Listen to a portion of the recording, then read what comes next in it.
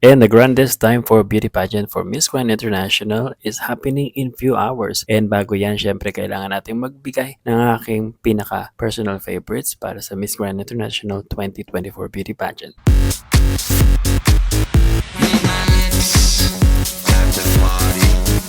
Hello guys! Welcome back to my channel. This is Roderick Cruzabala. In today's video, pag-usapan nga natin ang nalalapit na ilang oras na lang ay magaganap na ang Miss Grand International Coronation. Bago tayo magsimula guys, if you're new to my channel, if you haven't subscribed, please do click the subscribe button at huwag kakalimutan ng notification bell para hindi nyo ma-miss ang mga susunod kong uploads. Alright, so bago ko ibigay sa inyo yung aking top 20, ito muna yung aking bubbling ups. Ito yung mga girls na parang hindi masyadong pang Miss Grand International but facially beautiful, body beautiful, and I think that they deserve to be noticed or to be added into this video. Walang iba dyan, umpisahan muna natin is si Miss Cameroon. I just really noticed na parang hindi siya pang Miss Grand International. Siya siguro pang Miss Universe siya. Meron siyang hawig kay Miss Trinidad and Tobago Miss Universe 1998. I think that she is beautiful. The next one is Bangladesh. I think that Bangladesh, it's time for Bangladesh to get noticed. I think she is beautiful. Marami ding nagsasabi na talagang maganda nga daw si Bangladesh, and I must agree na talagang maganda nga talaga siya. The next one is Miss Denmark. I think that she is really gorgeous during the preliminaries. Ang ganda ng presentation niya, marunong maglakad. I think that she deserved to be one of my bubbling ups para sa video na to, para sa Miss Grand International 2024. The next one is Miss Japan. It's so refreshing to see na hindi masyadong Japanese looking or typical na Japanese looking ang pinadala ng Miss Japan or Japan para sa Miss Grand International. I think that she looked confident during the preliminaries and she exudes beauty of the body, the face is beautiful. Presentation wise during the preliminaries, she was amazing. Gibraltar, she is one of my bubbling ups. I think that she looks stunning during the preliminaries. Yung kanyang gown is para siyang puno. So more on the green, parang meron pa siyang green na parang ano ba ang tawag doon? But she looked amazing. She was stunning during the preliminaries. Maganda din yung face niya. Who knows, maybe baka masama pa nga siya sa top 20. Ito naman yung akin top 20. So kahit na medyo marami tayong nakikita na kapalpakan na ginagawa ng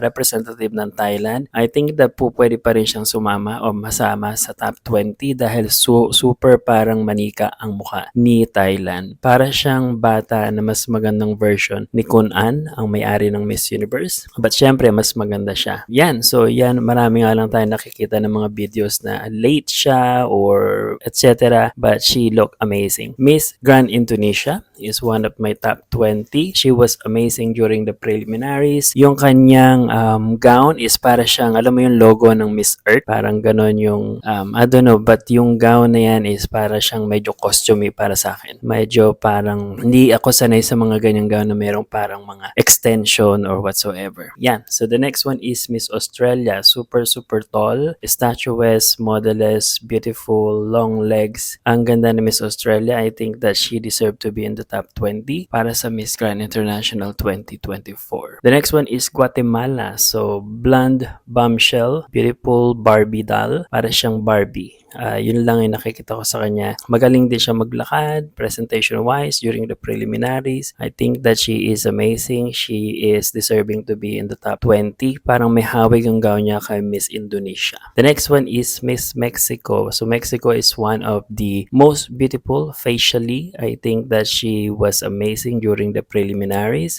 Grand na grand yung kanang gown.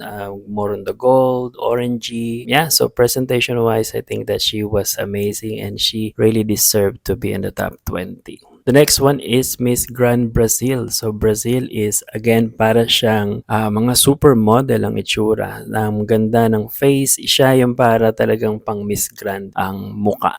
Katawan, facially, kung mag-emote, Miss Grand Brazil is one of my top 20. Next is Pakistan. I think that it's time for Pakistan to get noticed as well, just like Miss Bangladesh. Pakistan was amazing during the preliminaries, during the swimsuit, during the evening gown. She was stunning. Bagay na bagay sa kanya yung gown niya na purple na yun, basta maganda si Pakistan and I think she is one of the most beautiful. The next is Dominican Republic. So ang ganda ng kanyang gown. Parang naaalala ko yung gown ni Miss Ukraine nung 2014 sa Miss Universe.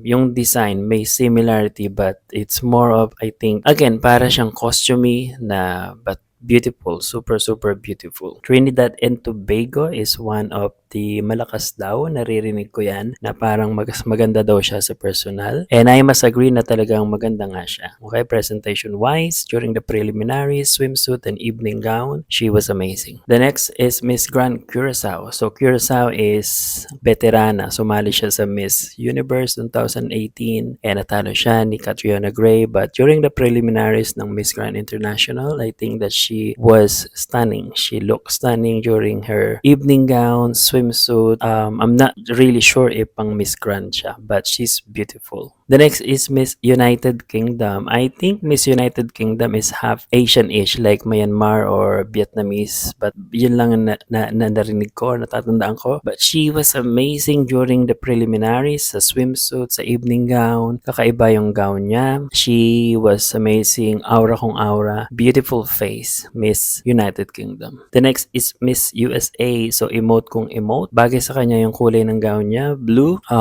She was amazing as well during the swimsuit and especially the evening gown. Saktong-sakto lang yung kanyang pag-emote. Hindi masyadong liyad kung liyad, but syempre meron pa rin talagang liyad dahil yon ang tatak ng Miss Grand International. The next is syempre isa sa emotera, Miss Peru. She is my number 7 I think.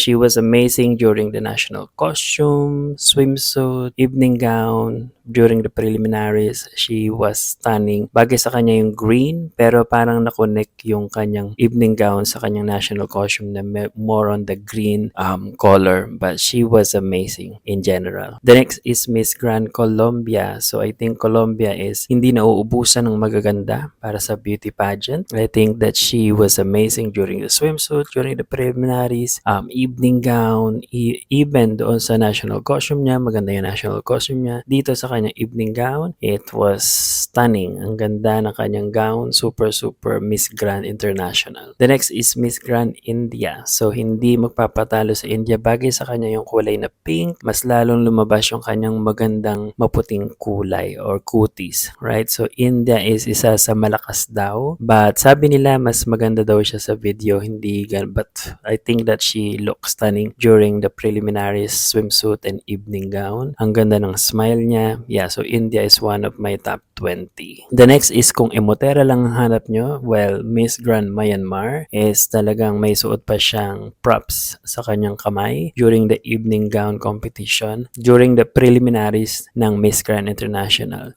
Emote kung emote, isa siya sa talagang walang ginawa kundi mag-emote during the swimsuit, during the evening gown, during the national costume. She is the queen of emotera. The next para sa akin top 20 is Miss France. I think that she is facially beautiful. Although syempre pag nakita natin sila na ganyan yung kulay, medyo brown or medyo maitim, una natin nakikita is hindi ganun kaganda, but she is actually beautiful. Pag tiningnan nyo yung kanyang face, stunning. She is actually beautiful. Ang galing din niya mag-emote. The next is Miss Venezuela. So pretty in white. Napakaganda ni Venezuela. Bagay na bagay sa kanyang maputing kulay o maputing kutis. And then with red lipstick, I think Venezuela was stunning during the preliminaries. National costume man, swimsuit, pati dito sa kanyang evening gown na talagang bagay na bagay sa kanya. Right, so Venezuela is again, isa sa country na hindi nauubusan ng maganda para sa Miss Grand International o kahit saan pang ibang beauty pageant.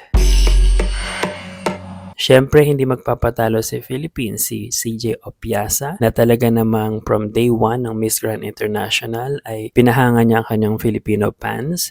From swimsuit sa mga OOTD niya sa Miss Grand International, she was amazing during the swimsuit ng preliminaries and especially doon sa evening gown. Bagay na bagay sa kanya, but marami nag-expect na mas bongga pa daw ang makita o isuot niya sa Grand Coronation ng Miss Grand International. But she is more on like talagang liyad liyad na liyad and bigay na bigay at todong lumalaban para sa first Golden Crown ng Pilipinas. Last but not the least is Miss Grand Spain. I think that she is one of the strongest, one of the naririnig ko na isa sa pinakamaganda at pinakamalakas na pwedeng manalong Miss Grand. But again, because she is from Europe and Europeans are not really a pageant fans or pageant fanatics. So I think business-wise, Miss Grand International may not select her, but she is actually beautiful. She's so stunning. Beautiful, beautiful Miss Spain. So this is it, guys. This is my top 20 para sa Miss Grand International 2024. Sino sa palagay nyo ang mananalo at sino yung inyong mga paborito? Kung sakali man na hindi ko naisama sa video na to. Yun lang, guys. Thank you very much for watching and hope guys stay safe and be safe. Bye-bye.